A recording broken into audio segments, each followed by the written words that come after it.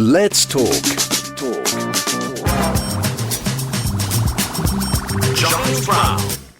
This Ain't Rock and Roll. Pop music, the Swastika and the Third Reich is a brilliant new book from Dan and Rachel. I've had him on the show before. We've spoken long into the afternoon stroke evening. I'm delighted that he joins me live on the line now. Daniel, good morrow to you, sir. Good morning. Great to be back on the show, Giles. Thank you for having me. No, pleasure is all mine. My little eyes lit up on this one because it was because I was just saying off air. It's such a fascinating, and the listeners will be rolling their eyes because they know about my interest in the Third Reich and all seeing Nazi symbolism, the whole thing. And this takes a really interesting look about the imagery and the symbolism, and I suppose we've got to place it in context as well. So, what was the spark with this one, Daniel? Because this is one you must approach with, I was going to say with kid gloves, but like you would do an unexploded bomb when you're pussyfooting around this one. So, what was the spark to this one, Daniel? Well, it's a lifelong interest, but it sounds like we have mutual lifelong interest. But it's a twin line between an absolute love of rock and roll and then a fascination with the Third Reich and then what leads to the Holocaust. And there's two incidents as a child. One is I was, from a young age, got into the Sex Pistols and, knew the song Belson Was a Gas. And I used to happily sing along to that song, and I found the humour in it. And likewise, I saw the humour in Sid Vicious wearing a swastika. I got it. But at the same time, I was introduced via a videotape that I was warned by my parents I wasn't allowed to watch, and it was put up on a high shelf. And of course, the first opportunity they went out on a Saturday afternoon, I stuck it on, and it was an hour of footage of the liberation of camps and extermination camps. And I suddenly realized the extent of what Nazism meant, and coupled with my love of the Pistols, that was a very, very strange awakening. And I was probably only about 11, 12, something like that, I think. And then also at the same time, I was told the meaning of the word Joy Division. And initially, perhaps it was to protect me.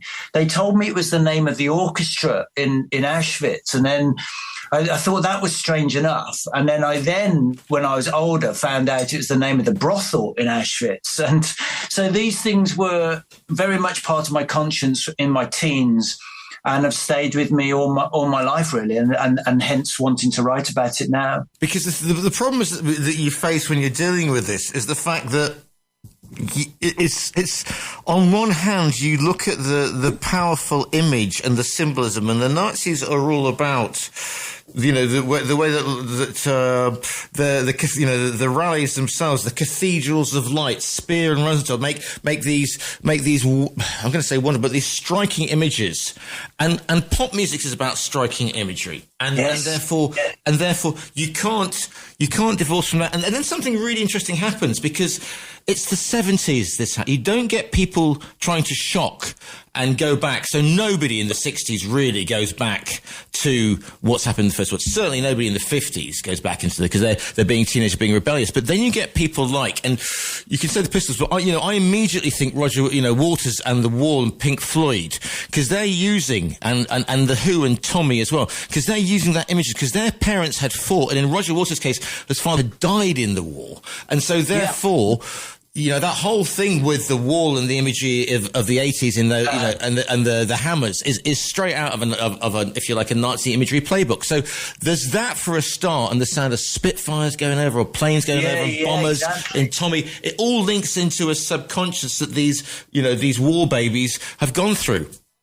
And I think you're absolutely right, Giles, because to point out the brilliance of Albert Speer when he was originally brought into the Nazi Party as the architect, and he's the one that designed all those searing lights, as you say, going into the sky, the stone abutments, the 30-foot golden eagle, and the wing with the beautiful wingspan. And we receive that through Leni Riefenstahl, through as you rightly say, the films of the Nuremberg rallies. And this has become a massive reference point for so many rock stars who talk about watching that film, whether it's Brian Ferry or David Bowie or Mick Jagger, lots and lots of people. And you can see how there is and people can equate a Nazi rally with a rock and roll concert. And in fact, in the exact place where those rallies took part in Nuremberg, they now have rock concerts. Yeah. But there's a certain conflation there, without a doubt. And I mean, the divorcing, as the word you use brilliantly, theatrical spectacle from the atrocities is what has defined rock and roll, really. And there is no accountability or acceptance of the atrocity that those images represent. But I have to say that in the 60s, yes, people were the example that comes to mind is Brian Jones, who made front page magazine and newspaper headlines when he dressed up in an SS uniform and had Anita Pallenberg at his feet, which is kind of him trampling with dolls and her at her feet. And it's a very sinister image. And there's no sense of parody, whereas where John and Paul, when they were at the Lennon and McCartney were at the opening of A Hard Day's Night, they zigged Heil and were photographed doing that. And in Australia, and we know we can read tomfoolery into that, but you don't get that with Brian Jones in 1968. Well, because perhaps with that sort of with the Beatles, their persona as well, but that's the sort of Monty, my partner's downfall. That's very much the sort of we our grandparents from the the Second World War, so we grew up with Hitler's only got one ball, that sort of thing, and all that. You know what I mean? It was that sort of cheeky chappy squaddy thing. Whereas, exactly right. But Brian Jones, for example. I mean, it's the satanic majesties as well, and perhaps a little bit of famously, infamously, Keith Moon, Vince Sansel, Oliver Reed getting, a few sherbets the best, driving through Jewish areas dressed up as, in SS uniforms. But it goes, and it's a form of lampooning. But at the same time, when Keith Moon dressed up and went through Golders Green with Vivian Stanford Shaw, they went into shops and they were chased out by Holocaust survivors. They were crossing the line all the time. And before that, I mean, Keith Moon had been on Finchley Road Station and had found the announcement booth and had instructed the Jews to get onto the train to be gassed. Keith Moon pushed it, and you can read about that in his memoirs by the people that knew him. And that's what the book's about, really, to say where is the line and where is accountability. And Roger Waters is a fascinating illustration to bring up, because I think perhaps like many people, we took the wall at face value that this was perhaps an anti-fascist statement. But in light of what Dave Gilmour, the guitar player Floyd, says, and David Gilmour's wife, who accuses Waters of anti-Semitism for what he's subsequently done and the way he uses Jewish imagery at his concerts, and it's difficult to know where he lies with that. And of course, the wall and the writing of it originally came within a year of Eric Clapton's outburst that sparked the formation of Rock Against Racism, And going back to John Lennon, I mean, it's really interesting. John Lennon had a Nazi memorabilia collection, and you drew pictures of himself as Adolf Hitler writing Heil John on pieces of paper. But the important thing there, and this is really important, he kept that collection private and for the entirety of his life. But the thing is, you got to think of this into, again, like I say, go back to my unexploded bomb analogy, okay? Because you've got Keith Moon, who is basically permanently addled, shall we say, through most of the time, and so is Vivian. I mean, they're not particularly, and Brian Jones has got they may not be of sound mind when they're making these. I mean, could you argue that one? Whereas, bear with me on this one, something like a Bowie doing Thin White Duke and turning up at Victoria Station or Waterloo Station or whatever, looking very much like he's just stepped off, he's just come back from a front and he's got a Mercedes staff car car waiting for him. And those pronouncements are very, very different statements. And, and you've got Ferry, they all sort of flirt with the because again, the images, the uniforms are strong and powerful statements. But something like a Keith Moon is perhaps shock value and not perhaps of sound mind, whereas something like a Bowie, okay, you can say, well, he's not sound mind either. But you see what I'm saying here? There's different. I think the point is here, we as fans, and me as a fan of rock and roll, want to think the best of our artists, and we want to think that what they're doing is an artistic statement, and it has no greater importance than the cultural value of what it does. So we look to excuse. And rock and roll, when it's at its best, fights societal and political injustices. And in more recent years has been incredible in facing itself for its historic racism, for its historic misogyny or sexism. But the one thing we haven't done within rock and roll is addressed how it stands with Nazism and the use of the swastika and the play of the Third Reich. And I would say that one of those excuses is to say that our rock stars are on cocaine, are drunk, and therefore that would somehow excuse the behavior. Well, like many of us, I've gone through periods of being very drunk for a lot of my life, and I know what it is to be on cocaine. And, David Bowie's fascination with the Third Reich lasts over a decade. Cocaine mindset doesn't absorb you every single minute of a day for 10 years, even if he was on it for that long, which I doubt. I mean, he's fascinating, Bowie, and I'm not for 1 minute advocating or suggesting that he was a Nazi or held any of those views, or he was playing with it, but it has repercussions and responsibility. He was interested in the Arthurian legend and explored that idea of the Holy Grail on one hand. On another hand, again, he had a massive Nazi memorabilia collection and wanted to produce a film or musical on Goebbels. His interest was very, very deep, but he equated that Leni Riefenstahl, Albert Speer idea into what he was doing it. And the question is, did he push that too far at the expense of what the atrocities of the Third Reich really mean? But you see, Bowie's got coming from a background of art school and mime and Lindsay Kemp and all that sort of stuff, and he's a big fan of German expressionism. So he can argue that from an artistic point of view. However, when we get to the Pistols and Susie and the Banshees and Johnny, and that Nazi symbolism, do you think it's just pure shock value in this case, or are they? Susie, there's an Aryan look. It's very. Punk is not seen.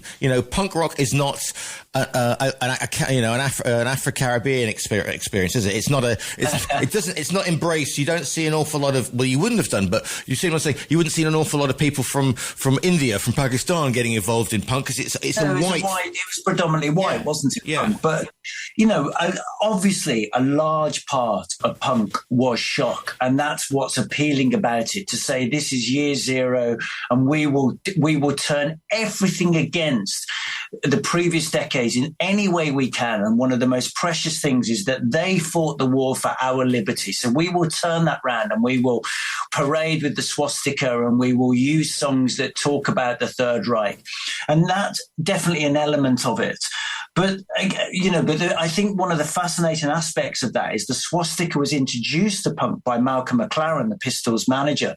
And Malcolm McLaren was Jewish and bar mitzvahed and grew up in a Jewish environment in North London. The Clash were managed by somebody Jewish, Bernie Rhodes. And Bernie Rhodes fell out with Malcolm McLaren over the use of the swastika. They made a stand. The Clash made a stand against it, as did certain journalists on Sounds magazine. They saw this for what it was. At the exact time where on the streets there were fascist neo-Nazis marching, and as I say, Rock Against Racism was being formed. Yeah. But there's something more sinister, I think, with Susie and the Banshees and with Susie Sue. And, they wrote a song where they sang Too Many Jews for My Liking on Love in a Void, and they were partly held to account for that. But then Susie explained, no, what we meant was it was about fat businessmen. And and dropping herself further into the mire because she's using the stereotype of Jews and money. And there's lots of concerning factors about what the Banshees were doing, that they were their Mittagessen, their first single, invokes a kind of a speech by Hermann Goering, which on one hand, Susie's saying, we didn't know anything about the war or what was happening. And on the other hand, she's expressing deep and very particular knowledge about the Third Reich. There's contradiction all the way there. Because, as opposed to my love of heavy rock, I mean, a lot of the punks and a lot of goths and that new wave are art school educated. You're not fooling anybody with that one. Susie Sue hasn't been taken from you know what I'm saying. She's got a brain in her, as do all these, and again, it's so she can't say I didn't know what I'm writing about, because everybody from the age of 15, 16, 17, we're not on social media, Daniel. We read, we read the back of cornflake packets, but there's the stuff is out there to tell us of, what is happening out there. So anybody, especially anybody who's who knows their symbolism, which they do, and they know because of the way they dress and the way they perform, they know which buttons they're pushing there, I think what's very interesting is to try to get, and this is what I try and do in This Ain't Rock and Roll, is to try and understand in the different decades why people are flirting with Nazism and why there is a lack of accountability, not just from the artists, but within the record labels, the managers, and also the fans' acceptability of it. And it's true that knowledge of and explicit imagery of the persecution of the Jews and leading to the Holocaust was something that really came to the fore in the late 70s and onwards. And so even if we look at England, it wasn't on the national curriculum in England, the teaching of the Holocaust, until 1991. And then that still was not Ireland, England, or Wales. In America, to this day, only 22 states teach the Holocaust, so that means over half the country have no idea what it is unless they've had external education, which goes a long way to explaining why we have those chants in Charlottesville of Jews will not replace us and kind of increased anti-Semitism, because there's not education. And I don't want to be seen, as the Simon Wiesenthal of rock and roll, where I'm hunting out Nazis in rock music. That isn't the purpose of this book, but it is to say that we have a history in rock and roll. Here it is. It's been in plain sight. We should recognize it. And from here on, what do we do now we accept our past mistakes? And the other thing is, Daniel, I mean, again, I'm born in 68. So I'm sort of 10 years old. We're watching, because we've only got 3 channels back in the day. Okay. And one of the big channels was, I remember this on a Sunday, World at War. Laurence Olivier. I mean, everybody watched that. It was discussed on all the channels, and that didn't pussyfoot around the Holocaust. That's how I found out about the Holocaust, by watching those 1-hour brilliant TV programs. Did you watch that in school, Giles? No. But it was something, because I remember, how things stick in your memory, like the haunting music like that and the fire. Yeah. That imagery there. The fire on the face. Exactly. Which scared the living what's it out of me. But as an 8-stroke 10-year-old, we learned about that not through school but through. I'm a year younger than you, Giles, and I remember we watched World at War, but I don't remember seeing the Holocaust episode, which is episode 20. Right. And then it was a 2-hour special extended. And I don't know if that was the only episode. It was originally shown in 1973. Yeah. And it's the only episode that Laurence Olivier introduced direct to screen. It was broadcast in 1973. I don't remember at school being shown the Holocaust episode. And I don't remember being taught the Holocaust in history in school either. And I left in 1985. Do you? I'm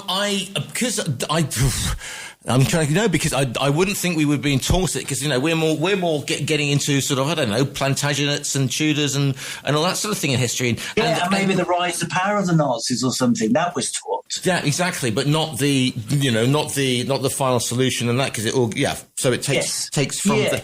So there is an element where you can excuse a certain ignorance at certain points in history where different films and programs have really assumed great importance. So, to our generation, perhaps things like Schindler's List, or before that, Au revoir les enfants, or there's been various films and books, and it now feels like, everybody should know the significance of the swastika and using it, and it is an anti-Semitic symbol. And yet we still have Kanye West, we still have Lady Gaga flirting with imagery, we have all the K-pop stars. It's as present now as it ever was in punk, oddly enough. Again, but do you need to put that down?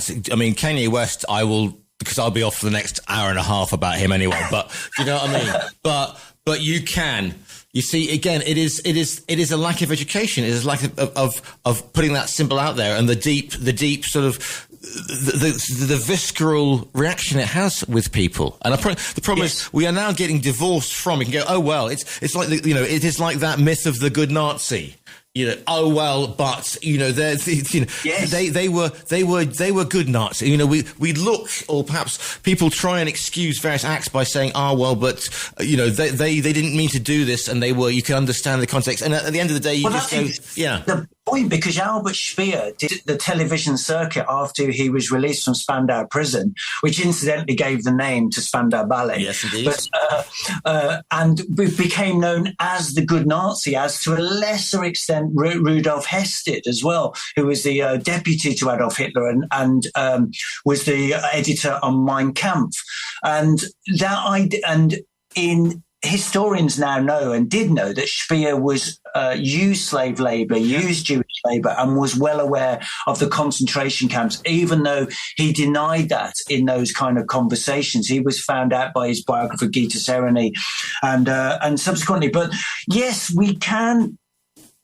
It's this divorcing of what the imagery means. So when Lady Gaga flirts with imagery from the Night Porter, as did Madonna did in her video, it's separating atrocity from theatre.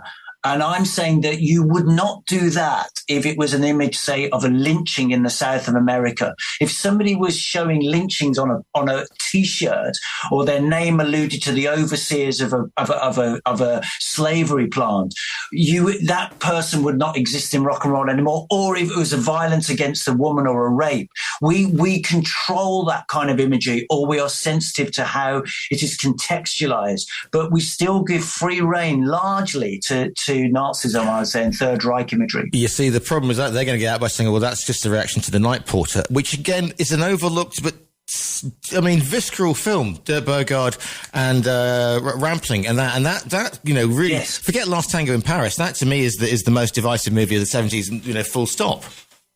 Yeah, I mean, and I talk at length about the Night Porter, because it's had a huge influence on the look of pop stars. I mean, again, Susie Sue was photographed as the Charlene Rampling character, and of course she was a Jewish girl in a concentration camp and was being subjected to sexual acts by the SS guy who's played by Dirk Bogarde, and then they resurrect that relationship in Vienna in the 50s. Adamant was also very, very into Night Porter. Lots of punks used it. Japan wrote a song called The Night Porter. It's been very, very influential in rock and roll as a film, as a look. But in every instance, the context of who the characters are and what they represent and what the story represents is lost behind the imagery. And I think what I'm doing in the book is to say all of these terminologies and images have a very important history, and we must never forget that. The very idea of the naming of the band Joy Division, that, as I mentioned at the beginning, refers to legalized rape, which Heinrich Himmler introduced across Nazi Germany because he feared homosexuality. He feared his soldiers being gay, so he gave incentives to a brothel network. So you had the ones for SS soldiers outside of camps, and you had the ones inside of camps. But interestingly, not for Jewish women, because that would cross the supposed race laws and mixing of blood, which was against Nazi rule. So how do we determine then what is going to be influenced by by your Spears, by your ideology, and something like a Rammstein or something like you know what I'm saying. Because you can go to concerts and you see the searchlights and you see massive flags because actually it's part of the spectacle. How do we get away from that? And obviously Rammstein is going to be the case in point. Or they subvert perhaps the imagery, which hopefully the audience gets. Otherwise, having a bunch of guys shouting Deutschland is going to be a bit of a worrying concept for us in the future. I mean, it's the hardest thing, really, isn't it? Nicki Minaj's video for Only just recreated the set of a Nuremberg rally and just altered the swastika to the image of her record label. You know, I just think it's about awareness, and we have to own our mistakes. We have to acknowledge what rock and roll history has been up until now, and that there have been misjudgments. And I think the reproduction and use of the image just has to come with a greater awareness. And I think generations have grown up, or particularly young generations, that would have no idea what New Order means or what Joy Division means or what where this symbolism comes from. And it's always about education. You know, even Holocaust Remembrance Day was only introduced in the UK and the US in the early 2000s. These are relatively modern advancements for, you know, what was the worst atrocity in arguably in mankind, humankind. And we're not just talking about Jews. I must stress this, because under the Third Reich, you know, if you were gay, you were going to the gas chambers. If you were Polish, the Romani and Sinti. And I talk about those people in the book as well, and to a lesser extent, black people as well, which were very much a minority within Nazi Germany. But again, were you know, so they were all coming under the Nazi banner, and so we have a responsibility to not only the victims of Nazism and the Third Reich, but the subsequent survivors, families and survivors, and just the notion of what has been happening. That the word genocide was invented in 1945 by a Polish guy, Ralph Lemkin, to describe the systematic murder of people, which was a process that lasted, you know, over 12 years, from the ascension of power of Nazi Germany to the death factories, where, when I use the word factory, because the product was a dead body. Yeah, and not only that, but obviously the Nazi industrial complex benefited from the slave labour and the deaths that happened in the camps directly. They were building, you know, factories were using slave labour full stop, and how Sphere cheated the hangman or whatever. Yes. You know, is listen, Daniel, as you know, you and I could talk until probably about Friday at the moment, but I've got 50 seconds. I've got 50 seconds left. So, what are you hoping that people are going to think about with this one? So, what do you hope that people will think about? What do you think that people will reflect on? Well, I just please buy This Ain't Rock and Roll and learn about the pop music, the swastika, the Third Reich. Inform yourself, understand it, and let's move forward all together. The book is called This Ain't Rock and Roll: Pop Music, the Swastika, and the Third Reich. It is by the brilliant Daniel Rachel. If people want to find you online, where's the easiest place to find you and say great things about you? Hopefully everywhere. Just write my name into Google, Daniel Rachel, and I'd love to hear viewers' opinions. I really would, because, yeah. Daniel, it's been great to speak to you.